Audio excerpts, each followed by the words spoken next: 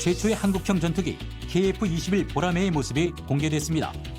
세계 8번째로 개발된 초음속 전투기 KF-21. 뛰어난 성능과 앞으로의 실전 배치 계획까지 자세한 내용 들어봅니다.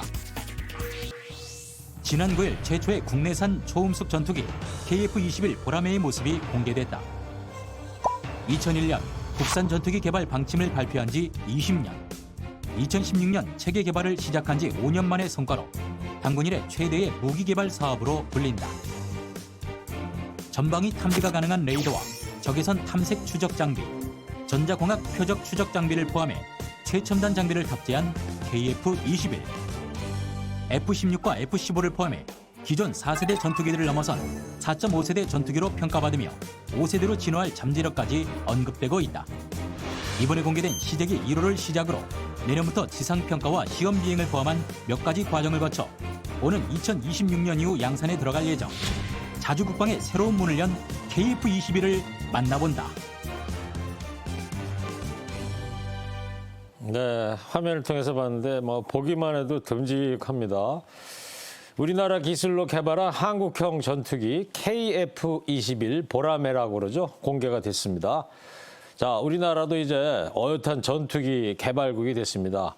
어떤 의미인 건지 지금부터 이야기 나눠보도록 할 건데요. 정광선 방위사업청 한국형 전투기 사업단장 나왔습니다. 어서 오세요. 네, 안녕하십니까. 예. 먼 길 오느라고 고생하셨어요. 예. 예. 방위사업청의 한국형 전투기 사업단장 정광선입니다. 조금 전에 소개해드렸는데. 네. 어디 있어요, 지금? 방위사업청. 예, 방위사업청은 지금 과천에 전부청사 안에도 있습니다. 아, 그럼 이제 과천에서 이쪽 그렇습니다. 건너오신 거군요. 네. 알겠습니다. 자, 나온다 이제 이야기들은 많았는데 드디어 이제 공개가 됐습니다. 이 며칠 날 공개가 된 거죠? 지난 9일 날, 9일 날? 지난주 금요일 날 했습니다. 저희가 어디였어요? 공개된 장소가? 공개된 장소는 사천에 있는 한국항공우주산업의 그 개발 공장이 있습니다. 예, 지금 저 장면이죠. 그렇습니다. 예, 아주 전투기가 아주 날씬하게 아주 잘생겼는데 이름을 이제 KF-21이라고 합니다. 예. 배 교수님, KF가 뭐의 약자인지 아세요? 잘 모르겠는데 앵커는 뭐 모르는 게 없는 듯이 보이지만 다 준비해가지고 오면 하는 거 아니에요? 코리아 파이터 아닙니까? 그렇습니다. 전투기, 파이터. 네, 한국이 만든 네. 전투기라는 그런 내용입니다. 그래서 21은 왜 21이에요? 21은 이제 공군에서 명명을 했는데 21의 의미는 20세기 영공을 수호한다. 한 21세기 영공을 수호한다. 이런 의미를 가지고 있습니다. 그렇군요. 근데 그 다음에 이제 통상적으로 부르는 이름을 이제 보라매로 정하셨는데 매 종류가 많잖아요. 예, 예. 보라매만 있는 게 아니라 뭐 송골매도 있고 뭐 독수리도 있고 그런데 네, 네. 굳이 보라매로 정한 이유는 뭐 알 수 있습니까? 보라매는 이제 그동안에 그 공군의 빨간 마우라 조종사들을 통상 보라매라고 얘기를 했고 그 원래 보라매의 의미를 본다면 한 1년이 되기 전에 그 매를 잡아다가 사냥 훈련을 시켜서 아주 사나운 매로 훈련시키는 그러한 것에 그러한 매를 보라매라고 하고 있습니다. 그래서 그만큼 날쌔다, 예. 용맹스럽다. 그렇습니다. 그렇군요. 보라매가 하기는 서울 신길동에 가면 보라매 공원 있잖아요. 그렇습니다. 김 그게 변호사님 그거 가봤어요? 그럼요. 거기가 옛날에 공군사관학교 자리 아닙니까? 그렇습니다. 예. 이거 모르시는 게 없네. 정 단장님 사탕 하나 좀 드릴게요. 예. 고맙습니다. 예. 어디 가도 이렇게 방송 출연해도 사탕 주는 데 없을 거예요. 예. 자, 더 이제 소개 좀 해주세요. KF-21. 예. 재원이라든가. 지난주에 이제 저희가 시제기가 처음으로 출고가 되었는데요. 저희 그 한국형 전투기는 기존에 있던 F-16 전투기와 유사한 그 기동 성능을 가지고 그다음에 그보다 더 우수한 항공 전자 장비를 갖춘 그러한 전투기를 개발하는 것이 이제 한국형 전투기가 잠깐만요. 되겠습니다. 지금 화면에 재원이 나왔으니까 네네. 제가 한번 읽어드릴게요. 높이는 4.7m고 폭이 11.2m. 예. 양쪽 좌우 날개 끝까지 해서 그렇습니다. 그런 거죠. 길이는 16.9m. 최대 탑재량 7,700kg. 이륙 중량 25,600kg. 최대 속도가 2,200km군요. 시속 시속 2,200이면은 음속 돌파하는 건가요? 음속으로 따지면은 대략 1.8 정도 수준이라고 보고 예. 시속 2,200km면은 대략 서울에서 부산까지 10분이면은 갈 수 있는 그러한 속도가 되겠습니다. 10분이면 서울에서 부산까지 10분. 아, 대단합니다. 예.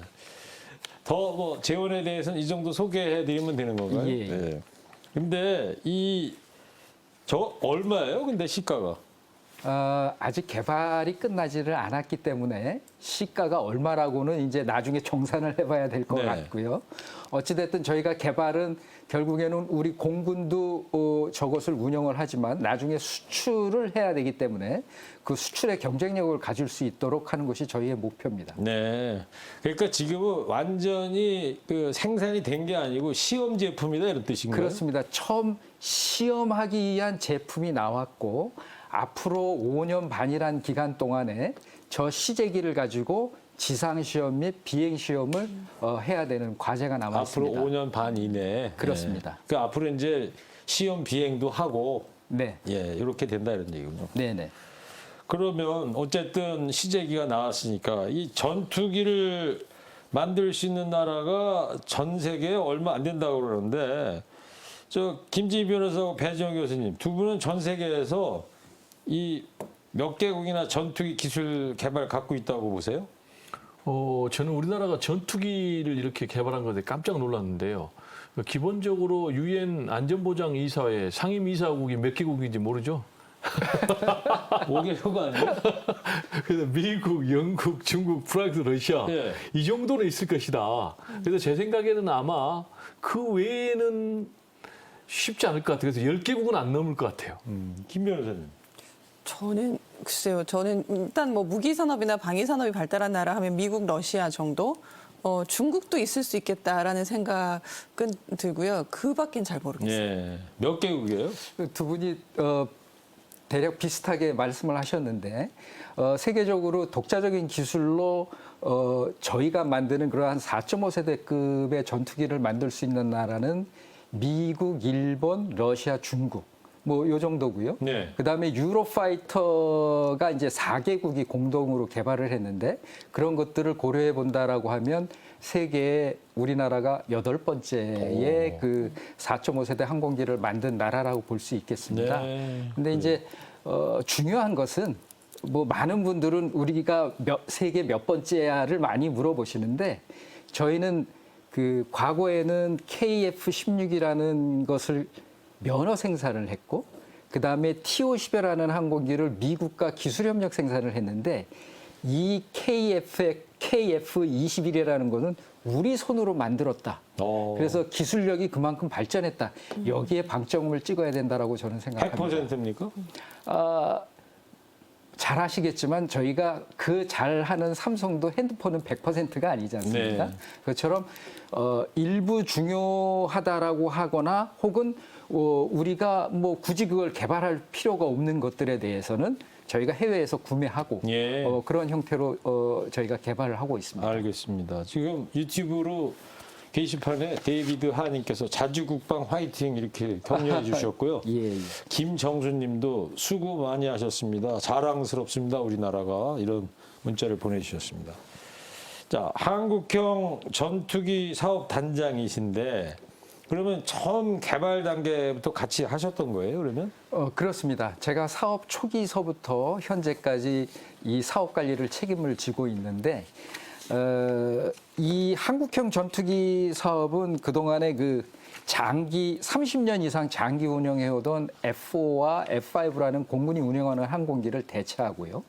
그다음에 미래의 전장 환경에 적합한 우수한 전투기를 개발하는 것을 목표로 하고 있는데 사업을 처음에 이제 고민할 당시에는 우리나라가 기술도 부족하고 경험도 부족한데 이것을 할 수 있겠는가에 대한 고민이 많았고 네. 그래서 여러 번에 걸친 그 사업 타당성 검토를 하다가 2014년에 드디어 이제 사업 타당성이 있다라고 판단을 해서 사업을 진행하게 된 것이죠. 2014년이면 뭐 7년 전이네요.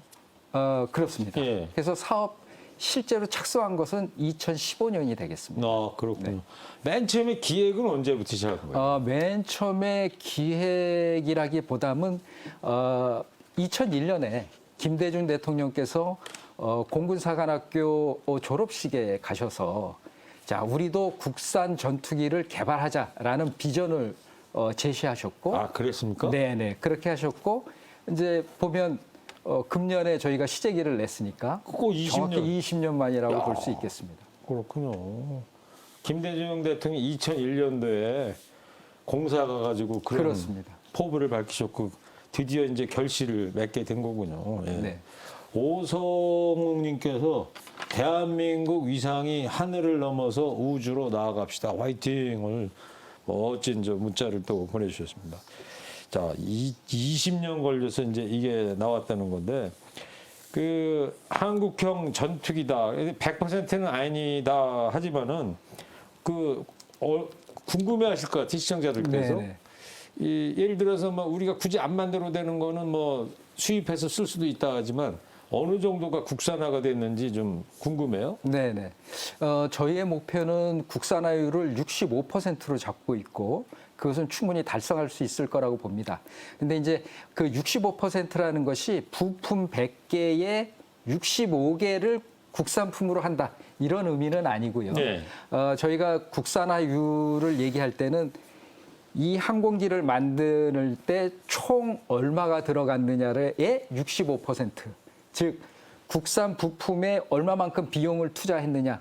그게 65%입니다. 부품의 개수를 얘기하는 게 그렇습니다. 그래서 국산화율이 높아지면 높아질수록 저희는 수출 경쟁력이 있다라고 보고 두 번째는 나중에 부품이 단종화될 때에 우리 부품을 사용하니까 그 부품 단종에 대한 어떤 대책, 그다음에 향후 성능 성능 개량을 할 때에 또 유리한 점 예. 이런 것들이 있기 때문에 목표는 65%로 하고 있지만 점진적으로 그 목표율을 더 늘려나갈 그러한 방향으로 가고 있습니다. 네. 혹시 단장님께서 뭐 공군 조종사 출신이거나 그러시는 거 아니고요? 사실은 그렇습니다. 공군 조종사 출신입니다. 그래요? 예. 저는 그냥 여쭤본 건데. 오. 제일 그러면 크 기종은 뭐를 모으셨어요? 저는 이제 2014년까지 그 공군의 그 준장으로 2014년에 예편을 했고요. 제가 이제 몰았던 기종은 아까 대체한다라고 하는 F5 기종을 몰았습니다. 그래서 상당히 좀 장기 운영된 그러한 항공기가 공군 되겠습니다. 중장 3스타 원스타. 준장. 예. 원스타로 예편하셨구나. 보통 좀 약간 죄송합니다만 체격이 왜소 그래가지고 그냥 여쭤본 건데 네네. 예. 조종사분들이 좀 덩치가 좀 있고 그러지 않나요? 이제 그 장단점이 있습니다. 그래서 너무 이렇게 체격이 좋을 경우도 조금 그 어려움이 있고요. 그다음에 너무 작아도 또 좌석의 이런 어떤 움직임 때문에 좀 예, 어려움이 있고. 알겠습니다. 저는 뭐 적당한 체격이라고 봅니다. 배 교수님 전투기 한번 타본 적 있어요? 못 타봤죠. 저기 놀이시설 가가지고 그런 거 타봤죠? 막 청룡열차 이런 거. 역시 대단한 전투기네요. 아니 기왕에 얘기 나온 김에 네. 이 초음속 돌파구를 할 때 중력의 압력이 대단하다고 그러던데 그게 어떤 거예요? 그래서 무슨 시험 비행 하기 전에 뭐 시험도 하잖아요. 사실은 이제 초음속을 돌파할 때는 그렇게 충격은 없습니다. 저희가 우리 앵커께서 보신 그 시험은 가속도 시험이라고 네, 하는 뭐 것이고요. 뺑글뺑글 도는 거. 예. 우리가 엘리베이터를 탈 때 오르내릴 때 약간 움찔움찔 거리는 것은 대략 한 현재 중력 가속도 1에 한 0.8 정도라고 보시면 되는데 네. 저희가 최대로 많이 느끼는 중력 가속도를 9G로 보고 있습니다. 예. 9배로 보고 있습니다. 그래서 저희가 뭐 그 영화라든가 이런 데 보면 이 피부가 막 주름살이 생기는 그러한 형태가 이제 9G라고 보고 예. 그러한 훈련들을 하고 있습니다. 알겠습니다. 근데 지금 KF-21 지금 모습 계속 나오고 있는데 이거 비행기 이전에도 이 전투기가 우리나라에서 만든 전투기가 있지 않았습니까? 아까도 조금 언급을 해주셨는데요. 예, 기존에 저희가 그 T-50이라는 초음속 훈련기를 개발을 했고 거기에 무장 운용 능력을 추가한 FA-50이라는 경공격기를 개발한 바 있습니다. 거기서 T가 트레인이죠. 그렇습니다. 시험용. 아니, 예. 그죠? 예, 연습용. 훈련기라는. 훈련기. 네. 그다음에 이제 FA라는 것은 어택의 개념이 있고요. 네. 그런데 이제 그 FA-50은 미국과 기술 협력을 해서 생산을 했기 때문에 저희가 거기에 대한 어떤 성능 개량이라든가 이런 것을 하려면 지적재산권이 공동 소유해서 미 측의 동의를 받아야 되는 그러한 어려움이 지금 있었지만 자막에 나왔네요. T50 로키드 마틴하고 공동으로 개발했다고요. 그렇습니다. 예, 예. 그래서 지금 만약에 이제 저희가 KF-22를 개발을 하게 되면 그러한 주요 장비에 대한 어떤 지적재산권을 저희가 확보하고 있기 때문에 예. 향후에 성능 개량이라든가 수출에 보다 좀 자유로워질 수 있다 이렇게 말씀드릴 수 있겠습니다. 지금 T50 같은 경우에는 뭐 인도네시아도 수출하고 그런 걸로 제가 알고 있는데요. 그렇습니다. 예. 앞으로 이 KF-21에 이제 뭐 시제기입니다. 저기 근데 왜 인도네시아 기가 같이 걸려 있는 것 같아요? 인도네시아가 지금 KF-22를 공동 개발하고 있기 때문에 그래요? 인도네시아 마크 국기를 거기에 새겨놓은 겁니다. 그 사천에서 그럼 인도네시아 연구진도 같이 공동으로 연구를 하고 있다는 거예요? 지금 2000년 3월에 그 연구진들이 전부 본국으로 복귀했습니다. 네. 그때 이제 그 코로나 상황이 좀 불거져서 복귀했다가 지금 현재는 들어오지 못하는 상황인데 네. 조만간에 복귀해서 같이 공동 개발에 참여할 계획으로 있습니다. 그런 사연이 있어서 인도네시아 기도 같이 그려져 있다는 말씀이군요. 예, 그리고 저 출고식 때 인도네시아에서 그 국방부 장관을 비롯한 고위 대표단도 참석을 했고 네. 인도네시아의 그 조코이 대통령께서 축하 영상도 보내준 바가 있습니다. 예. 지금 사천에서 9일날 있었던. 그렇습니다. 예. 근데 이 전투기가 이게 뭐 자동차하고도 또 비교가 안 될 정도로 최첨단의 이제 장비인 것 같고 보니까 뭐 한 부품이 26만 개 정도 들어간다고 그러는데 전투기 일반 비행기하고 어때요? 이게 만든 어떤 차이가 있는 거예요? 일반 비행기하고 전투기다 그러면. 통상적으로 이제 일반 비행기는 사람을 수송하거나 화물을 수송을 하기 때문에 주로 이제 비행 안전성에 대해서 중점을 두지만 네. 전투기는 비행 안정성 플러스 공중 공격 능력, 그다음에 지상 공격 능력 이런 것들이 또 중요시되기 때문에 그러한 항공전자 장비라든가 무장을 체계 통합하기 위해 해야 되고 그래서 보다 많은 부품과 정밀한 그 기술력이 필요한 네. 그런 것이 되겠습니다. 전투기 조종사 뭐 하면은 그 할리우드 영화 누구예요? 톰 크루즈 나왔던 영화 탑건. 뭐죠? 탑건. 탑건. 탑건. 그 탑건에 나온 비행기보다 우리가 지금 만든 KF-21이 더 성능이 좋은 거예요? 어떤 거예요? 글쎄요. 그거 탑건 1에서 나왔던 항공기는 상당히 오래된 네. 항공기이기 때문에 그거보다는 우리 게 낫다. 지금 그거보다는 저희 것이 낫고 네. 저희 거의 성능은 아까도 설명드린 것처럼 지금 현존하고 있는 F-16의 움직이는 기동 성능은 유사하고 예. 거기에 어떤 전자 장비들은 저희 게 훨씬 더 우수하다 이렇게 말씀드릴 수 있겠습니다. 그렇군요. 지금 화면에 지금 공장 자료 화면이 좀 나오고 있는데 이렇게 뭐 붙이는 것 같아요? 동체를 예, 반씩 만들어 가지고 그렇습니다. 잘 저게 몰라서. 이제 최종 조립 과정이라고 말씀드릴 수가 있겠는데요. 예. 저기 지금 보이셨던 것이 이제 후방 동체, 예. 중앙 동체, 전방 동체 이 세 가지를 붙이는 과정을 지금 보고 계시는 겁니다. 마치 그 어린아이들 레고 놀이 할 때 이렇게 붙이는 것 마냥. 저는 다 이렇게 동체 하나를 다 만들어 놓고 그 안에 다 그 안에서 다 조립을 하는 줄 알았더니 동체 자체도 이렇게 체 그렇습니다. 조각을 붙여서 하는 거군요. 예. 저게 몇 인승이에요? 저희가 1인승, 2인승 두 가지를 만들고 있는데 지금 보고 계신 것은 1인승이 되겠습니다. 네. 주로 이제 2인승은 조종사 훈련을 하기 위해서 통상 운영이 됩니다. 알겠습니다. 자, 우리가 제작 기술 가진 것만으로도 하여튼 큰 의미를 갖고 있다고 봐야 되겠죠?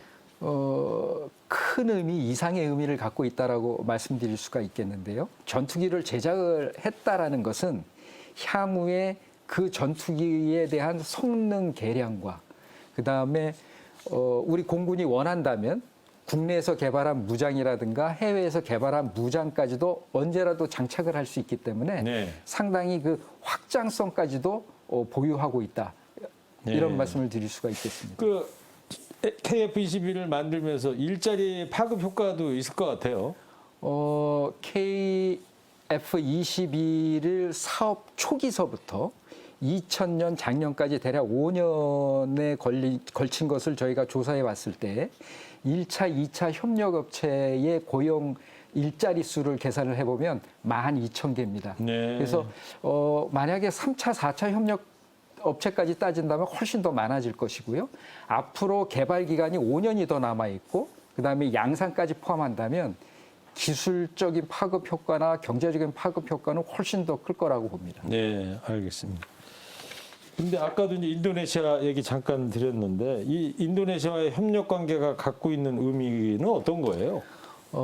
우리나라 입장에서 봤을 때 인도네시아는 우리나라의 최대 방산 수출 국가입니다. 파트너입니까? 그렇습니다. 그다음에 또 우리 정부에서 추진하는 신남방 정책의 핵심 국가이기도 합니다. 그래서 현재 협력을 지속하고 있고 KF-21을 공동 개발을 완성하게 되면 동남아 수출을 위한 발판도 될 거라고 봅니다. 그런데 예. 이제 지금 현재로서는 인도네시아의 경제적인 문제 때문에 분담금이 미납이 돼가고 있는데 지난주 그 출고식 때 보면 대통령께서 인도네시아 대통령께서도 축하해 주시고 국방부 장관께서도 참석을 하신 걸로 볼 때 공동 개발 의지는 확고한 것으로 보고요. 네. 정부에서는 어찌 됐든 그러한 분담금 문제를 신속히 해결할 수 있도록 그렇게 하겠습니다. 알겠습니다. 지금 청와대를 예방했던 것 같아요. 인도네시아 군 관계자들이. 그렇습니다. 네. 국방부 장관이 저희 대통령님을 예방했습니다. 네. 자, 내년 7월 정도에 이제 이번에 나온 건 시제기고 네. 내년 1년여 뒤에 이제 첫 비행을 할 예정이라는데 앞으로 이제 KF-21 전력화될 때까지 어떤 과정들이 남아 있는지 간결하게 좀 설명을 좀 부탁드릴게요. 이제 시제기를 가지고 그 시제기 안에 들어있는 장비라든가 이런 것들이 정상적으로 작동을 하는지 그리고 성능은 나오는지에 대한 지상 시험을 실시하게 될 겁니다. 그 지상 시험을 합격하게 되면 앵커께서 말씀하신 것처럼 내년 7월에 저희가 초도 비행을 하고 그다음에 나머지 기간 약 4년 기간 동안의 비행 시험을 거쳐서 다시 합격 판정을 받게 되면 양산을 통해서 공군에게 전력화를 네. 시키게 될 양산이라는 건 이제 본격 개발 본격적인 생산이 되겠죠. 한다는 거죠. 네네. 네. 자, 전투기도 저렇게 하는군요. 왜 우리 구축함 같은 경우에 만들면은 진수식을 하잖아요. 그렇습니다. 진수식하고 바로 전력화가 되는 게 아니고 배 위에 바다 위에 띄워놓고 한 1, 2년 동안 전력화 사업을 하지 않습니까? 그렇습니다. 전투기도 그렇게 하는 거군요. 이를테면 지금 배를 말씀을 하셨는데 저희는 그게 시제기라고 보시면 됩니다. 그러네요. 지난주에 했던 시제기 출고식이 이제 진수식한 거네요. 배로 진수식이면서 치면. 앞으로 이제 시험 운영을 하는 배로 네. 치면 그러한 것이 되겠습니다. 앞으로 5년 뒤면 이제 양산이 되고 전력화가 될 것이다. 그렇습니다. 우리 영공을 지킬 것이다. 예. 알겠습니다. 자, 이제 듬직한 소식 들었습니다. 지금까지 정광선 방위사업청 한국형 전투기 사업단장과 함께했습니다. 감사합니다. 네.